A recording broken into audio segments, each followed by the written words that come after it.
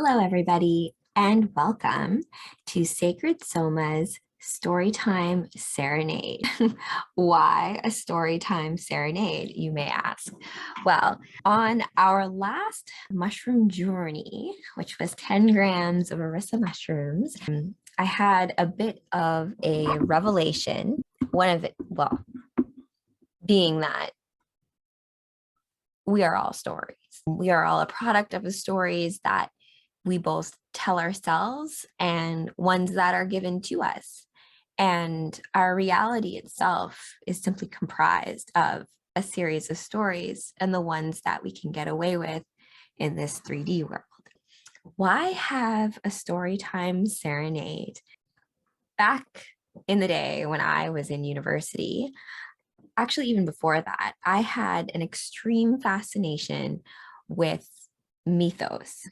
Egyptian myths, Greek myths, Roman myths, all of that. I loved the stories of all of them. And all of those stories provide you with a framework by which you can derive meaning from other elements in your life.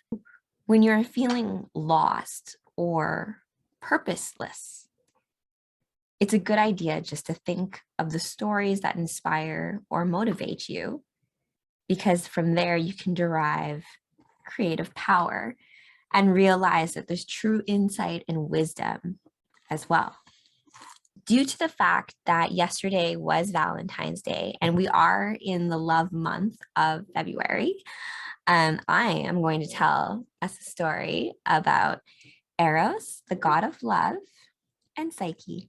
There have been a few fairy tales that have been told that derive from this, I would say, original love story between a god and a mortal, and how that love granted her the gift of immortality.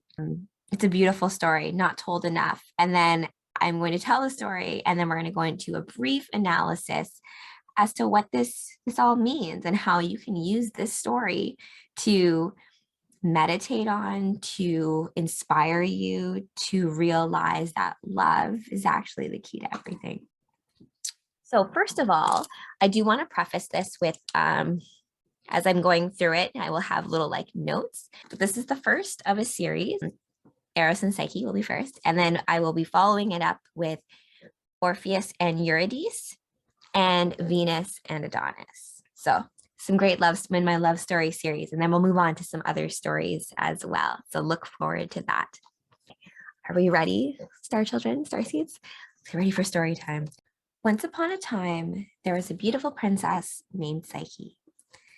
Psyche was so gorgeous that men from far and wide, and women and all creatures, came from across the land to admire her beauty.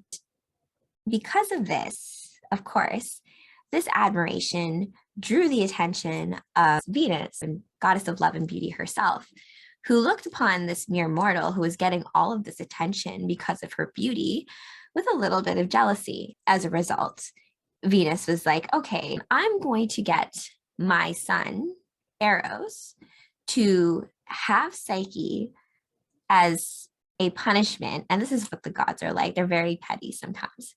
I'm going to have it so that my son Eros gets Psyche to fall in love with the most vile, evil creature, or So quick footnote here about Eros being the god of love.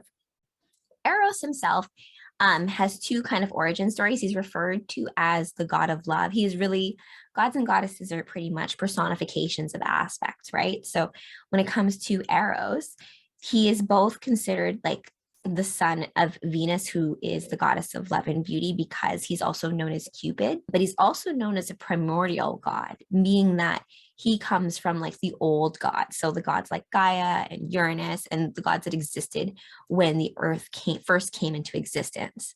So I like to think of him as a primordial god because he's the personification of love and desire itself. Even Zeus feared Cupid.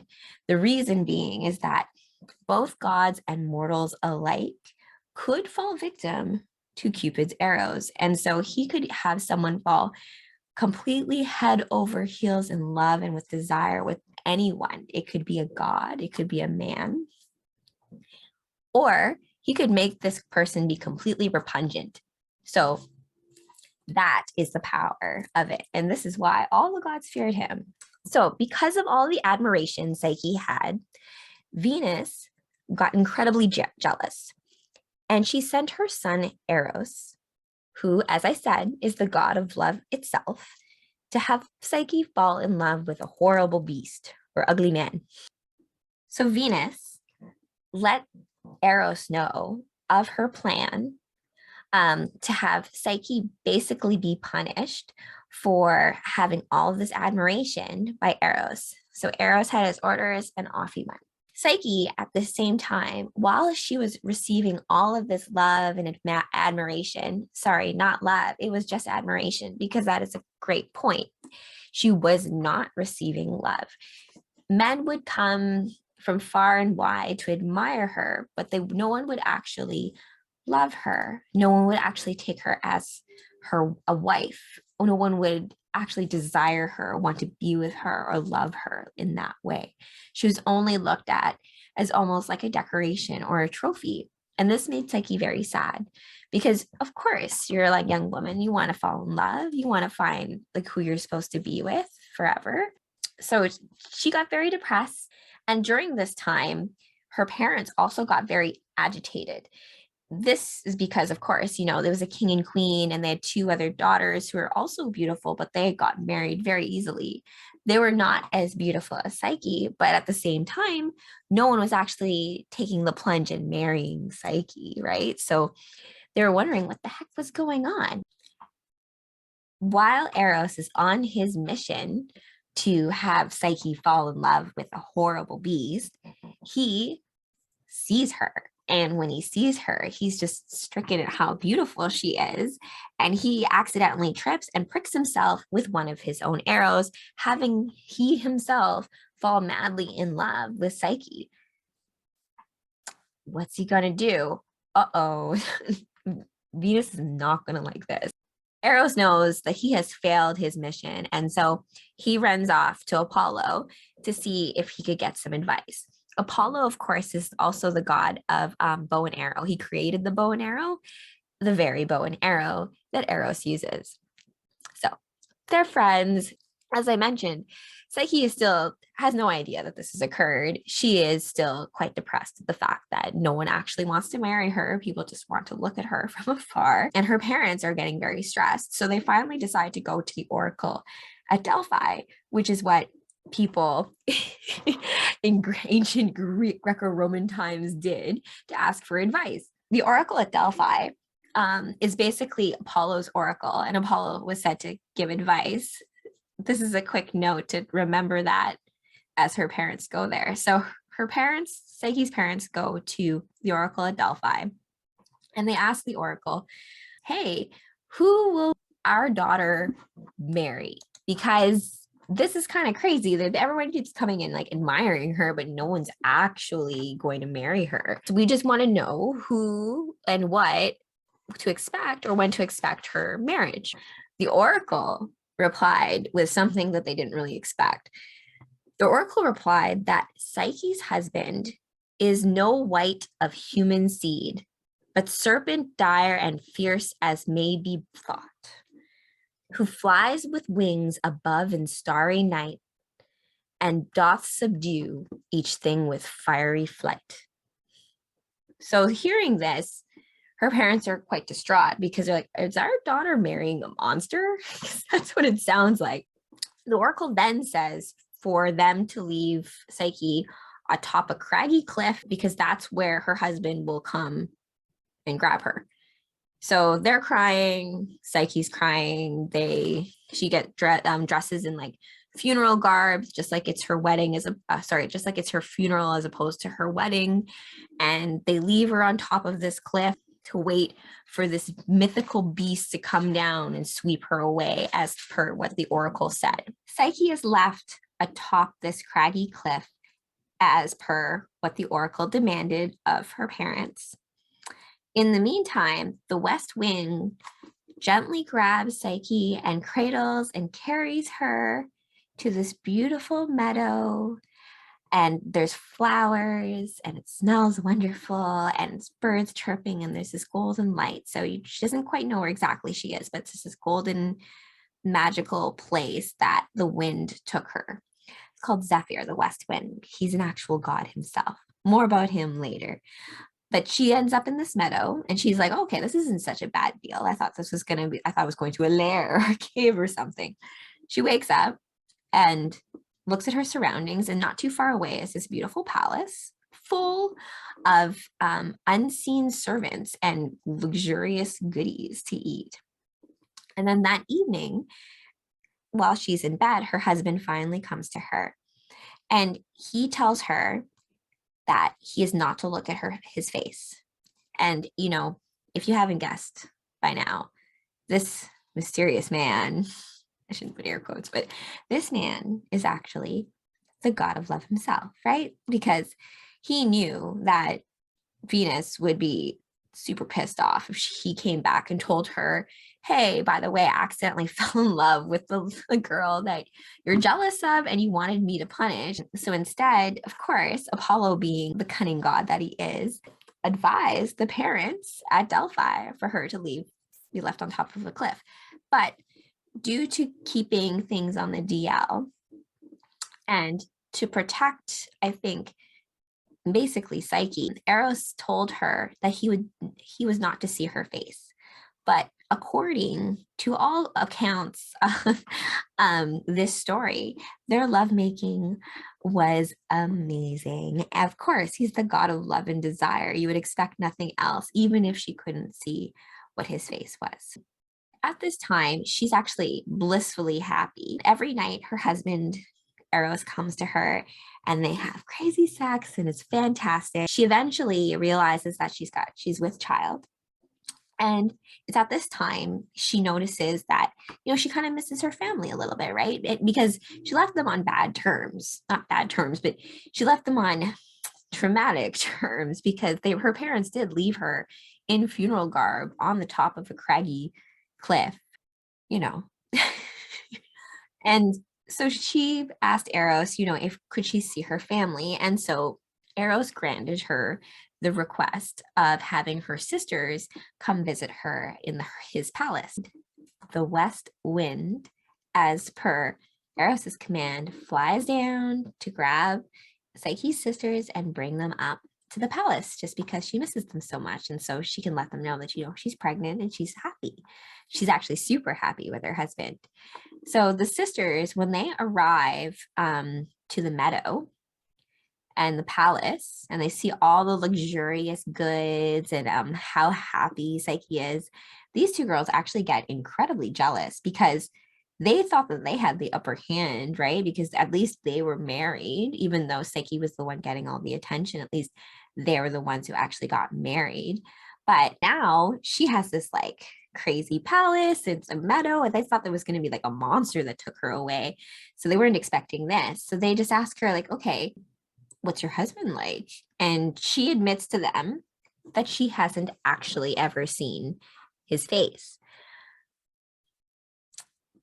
Well, now this causes the sisters to then put ideas in her head, such as, what if he's this hideous beast? And that's why he doesn't want you to see his face. And as a result, he's just going to eat your baby once you deliver it. And you don't even know. So they put all these like hateful ideas in her head. And Psyche, of course, she's like an innocent. She's just, and she hasn't seen his face. And although, even though, like, to me, if you're like making love to a god every night, wouldn't you be like, you know what? There's no way you're like scaly or like you'd feel. Anyways, that's just a matter of opinion. But regardless, this was enough to put doubt in Psyche's head. That evening, she grabs a razor blade and she grabs a lamp, oil lamp. She creeps over to her husband, Eros, who's sleeping, and she creeps over and she like tries to see his face. She's like, oh, just to take a look. And then to her surprise, she sees a beautiful man, like it's like what my husband is. It's like the epitome of male form with these beautiful, gorgeous, fluffy white wings that he's laying upon, just a chiseled face, and just, yeah.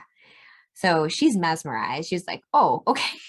That was not what I was expecting. And if you remember, it's pretty much what the oracle said at Delphi, right? Because the gods do fear Eros, and he does have wings, and he's not human. It so it's just important that when you're listening to certain riddles, and this is important from a mushroom land perspective, to think about things in that way, like the double entendre of meanings. It's important not to say. There's more on that later. As she's like looking at him and just like completely mesmerized by his face, a drop of oil falls from the lamp and onto him. And this wakes him up, and he sees that she has a razor and a lamp, and he's like staring at him like, oh my gosh, this is not what it looks like. I didn't know it was you. And he just looks at her and says, without trust, there can be no love, and breaks her heart. And he just leaves quietly because he's heartbroken as well. So what is Psyche to do? She's heartbroken. I mean, there are some accounts that say in this story that she also pricks herself with an arrow when as she sees him, also like the same way he did, where in that shock of like, oh my gosh, you're so beautiful, fell in love, right? And that's kind of similar to what it's like in real life, right? Like that initial attraction or chemistry is like what first grabs you, but then that deeper love and desire kind of develops over time. Anyways, going back to poor Psyche, because now Eros is gone and Psyche is now alone, but like in love with her husband. And she's like, what am I supposed to do? She goes and tries to get help from other goddesses, but Aphrodite is one of the most powerful goddesses in the pantheon. And so other like Hestia, Hera, Demeter, they were not like wanting to help because they don't want to rouse like Aphrodite's ire. Because I mean, that whole thing started because she was jealous of Psyche in the first place, right? So eventually, Psyche realizes that this possibly might be the case, that Aphrodite is probably behind, that her best bet of getting Eros back is to beg Venus for forgiveness. So Psyche goes to Aphrodite, and Aphrodite sicks her harpies of sadness and sorrow on Psyche. So she's tortured, she pulls at her hair, and then she gives her 4 impossible tasks to complete for her to get Eros back. Now, of course, this is kind of cruel of Venus, because she does not, of course, intend for Psyche to actually complete any of the tasks that she is given. This is more for her to just try to torture her or get back at her, because remember, she wanted to have Psyche fall in love with some vile, evil, mean beast man as punishment for getting more admiration. So keep that in mind. The tasks that Venus gives to Psyche include, the first one is sorting out a whole heap of grain. Venus took a whole bunch of wheat, barley, millet, poppy, all of those kind of grains, and mingled them all together in a heap. And she gave Psyche this task that she had to sort each of these seeds into separate little piles in a single day. Not knowing even where to begin, of course, Psyche's just like, this is not really possible, which of course is the intent. The intent was not to have these tasks actually be possible, right? Because it's just torture. She's not going to give Eros back to you, Psyche, come on. But Psyche, bless her, she's going to try, right? She starts crying. She's knowing it's impossible, but she's going to go for it anyways. And an ant passes by and notices her crying, and he felt sorry for her and was like, you know what? I can help you. I'm going to help you. I'm going to get my friends to help you too. So all the ants get together and they like sort out all the wheat, the barley, everything in the appropriate piles. And Venus comes back to check on her at the end of the day, and it's all done. And she's just like, wait a minute, you probably had help, but fine. I have another task for you. The second task is gathering golden wool. Aphrodite / Venus tasked Psyche with gathering golden wool from a mysterious sheep with sharp horns. It's always like sheep with sharp horns, if you notice. This time, a divinely inspired green reed advised her, through the sounds of a gracious melody to wait until the sheep fall asleep in the heat of the afternoon, and only then gather the locks of the golden fleeces hanging upon the nearby briar bushes.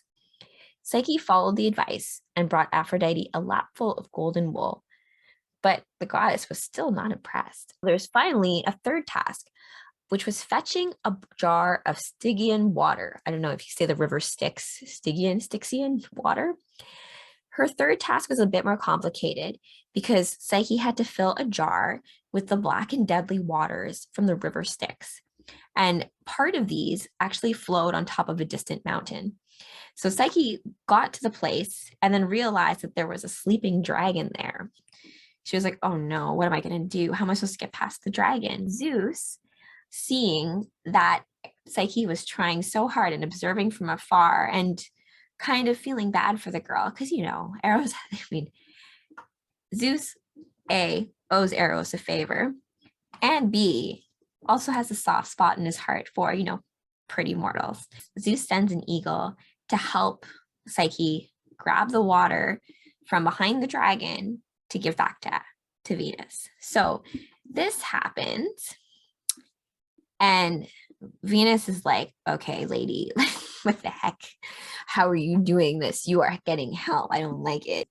So the fourth and final task is also one that is a little bit tricky. I mean, they're all tricky, but this one is extra tricky. The fourth task was Venus asks Psyche to go down to the underworld in order to ask Persephone, the queen of the dead, for 1 day's worth of her beauty. Quite a task, right? Psyche, thinking that the only way to get down to the underworld is to kill herself, thinks that she has to fling herself down a mountain. So she makes her way to do this.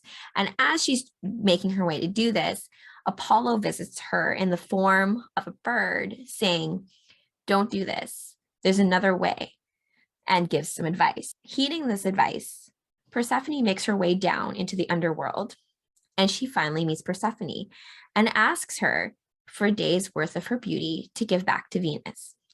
And Persephone, surprisingly, is actually quite gracious because she's actually flattered that the goddess of love and beauty herself wants, you know, a day's worth of her beauty. What a compliment. So she puts it in the box and gives it to Psyche to take back up and back to Venus. On her way up, Psyche is psyched, right? She's like, I got it. I got this box. But then on her way up, curiosity gets the best of her. And unlike Pandora, who opened up the box out of spite, Psyche is just curious. Psyche is curious. So she's just curious about, you know, maybe this beauty in the box can help me get Eros back. A very innocent way of looking at it and wanting to like somehow get love back. It's not out of anything malicious. She was just curious as to what's in the box. So she opened the box, and out, because it comes from the underworld, it is death, right? So this deep sleep overtakes Psyche and she basically falls dead on the ground right there. At this time, Eros is looking for Psyche because he has actually been told by his fellow gods about all the trials that Psyche is going through. And so in trying to find her and make amends, he sees the fact that she's just like lying lifeless on the floor next to this open box that came from the underworld. Being a god himself, he places the essence of the underworld beauty back into the box, which rouses Psyche from her endless death sleep to open her eyes and see Eros there. And Eros is like, you know what? We both made mistakes, and I love you, and she loves him. They're really happy at this point that they're reunited, but Eros also knows that he has to do something about Venus's jealousy as well. From this perspective, Psyche has gone through a lot of work to try to win back favor. So he swoops her up and takes her to Mount Olympus. And in front of Zeus and the pantheon of gods, Eros declares his love for Psyche and asks for her to be made immortal. And Zeus, seeing this as being a perfect solution to all of this, decides, yes, Psyche, you are worthy of ambrosia and eternal life, and gives her a cup of ambrosia. Can also be considered Soma, in my opinion. And then once she drinks the ambrosia, she becomes a goddess, and she actually represents the human soul and the ability for the human soul to achieve transformation and everlasting life. And that's why her symbol is also a butterfly, metamorphosis that love can take for you. So she became a goddess at Mount Olympus alongside Eros. They had a god and goddess wedding up at Mount Olympus. And Venus was actually pretty happy because, from her perspective, now that Psyche was a goddess, she was now a goddess of her own domain and no longer was a mere mortal taking away admiration. As well, she being a goddess now meant that she was a worthy partner for the god of love. So that is my story of Eros and Psyche. It has a happy ending. And as you know, there's a lot of fairy tales that have taken from this main mythos, such as Beauty and the Beast and a lot of other things. If you think about the empty hidden castle and the unseen suitor, and the idea that, you know, what is love? All that kind of stuff. But why I really love this story is that from a psychological perspective, Psyche is supposed to represent the human soul. And if you think about it more practically, even in our everyday life, and how she went through all of this stuff, right? The idea of like she had to like separate all those grains and had to do these impossible tasks. And it just goes to show that we as human beings are so resilient. We can get through everything. Just come at things with integrity and know that if you have a just cause, if love is what motivates you, then you will have help and you will have it all work out in the end. And if you stay the course, then yes, you get the ambrosia and you get immortality too. Thanks everybody for joining my very first Sacred Soma Storytime Serenade. And stay tuned for my next one, which will be about Orpheus and Eurydice. I have to do a little bit more digging and research on that one, just because there's additional stuff that I need to add to it, as well as I'm going to be doing Venus and Adonis as well. And Adonis is really interesting because he also kind of represents winter equinox and does have some affiliations with the really old sun god, and a lot about how your body's a temple and that kind of stuff too. So all of that to come in the future. If you are interested in subscribing so that you get notified about this in the future, please join us at Welcome to Mushroom Land if you want to get all of the blog and info and stories, as well as the warrior class on locals. See you then.